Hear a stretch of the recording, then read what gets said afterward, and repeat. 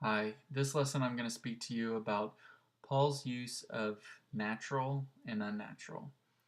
Romans 1:26 through 27 states, "For this cause God gave them up unto vile affections, for even their women did change the natural use into that which is against nature. And likewise also the men, leaving the natural use of the woman, burned in their lust one toward another, men with men, working that which is unseemly, and receiving in themselves the recompense of their error, which was meat."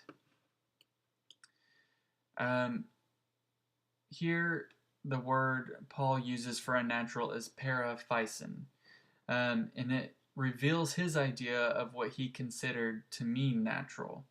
Um, by taking into context of what those words mean, it meant more characteristic, consistent, ordinary, standard, expected, and regular. It'd be used similarly in a sentence like, "Contrary to her nature, Jean got up and danced last night." Dr. Helminiak explains in his book, "There is no implication whatever in those words that the practices were wrong or against God or contrary to the divine order of creation or in conflict with the universal nature of things. For Paul, those words did not mean unethical. According to Paul's usage, these words only say that the practices were different from what one would generally expect. Rather than unnatural, those words paraphysin in Romans would more accurately be translated as atypical, unusual, peculiar, out of the ordinary, or uncharacteristic." God himself acted paraphysin. Paul stated that God acted paraphysin by grafting together the Gentiles with the Jews. At that time, they were arguing over circumcision, food laws, and the observance of the Sabbath and the holy days.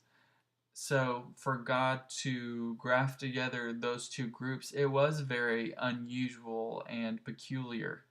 Um, Other people say, okay, well, the use of unnatural is more has to do with nature itself.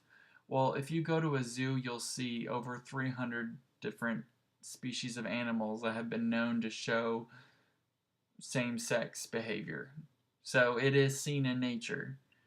Well, um, it's also important to consider that nature was based on the upper class of the first century worldview at that time when it was written. For example, Paul considered slavery natural and customary. He also said that women should not speak in the church at that time. So it's important to consider the context. Um, you might also say that um, homosexuality is natural for those who have those feelings, and trying to live a heterosexual lifestyle would be unnatural. Um, just the same way that it would be unnatural for somebody that had heterosexual feelings to live a homosexual lifestyle. Some people have equated it to someone who is left-handed or having red hair or liking a particular food, and someone saying that they could change those, so they should, even though naturally they're inclined to exhibit those certain behaviors. Um, Robert S. Truelock, a gay theologian, taught that vile affections, as translated in the original Greek, did not refer to passion or lust, but rather a, quote, "frenzied state of mind that many ancient mystery cults induced in worshippers by means of wine, drugs, or music," end quote. This supports the stance that the ancient Israelites were practicing uncustomary acts when they acted in behaviors like that of their neighboring peoples. The present day view of Romans 1 is a reference to homosexuals and lesbians. Is That view is not a view that has been held throughout history. Um, Aristides of 126 CE and Justin Martyr of 150 CE believed that Romans 1 referred to shrine prostitution.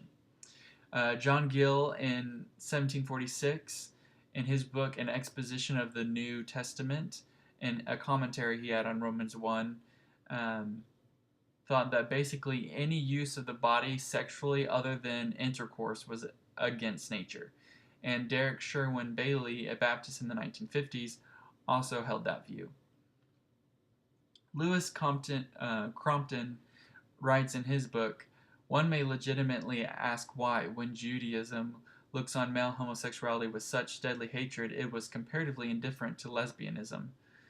The most likely explanation is that male homosexuality was a religious practice of the holy men, or Kadeshim, of the Canaanite cults, which were competing with Orthodox Jawism, while the correspondent holy women, Kodeshoth, of these cults were not lesbians, but women who engaged in heterosexual relations as part of their religion.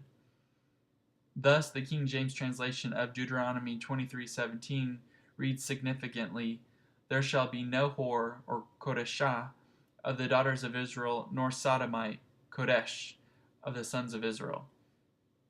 The result of this religious animosity seems to have been the proscription of male, but not female, homosexuality and the incorporation of the death penalty into the Levitical code, probably during the 6th century BC in a form applicable only to men. So, in summarization, Romans 1 may have referred to various sexual acts rather than homosexual and lesbian people, condemning these acts because they were uncustomary to New Testament Jews, because they were associated with specific sexual acts of those that had worshipped idols. Again, the idea of monogamous relationships between two people of the same gender did not exist at that time because of the way the social structure was. Thank you for listening.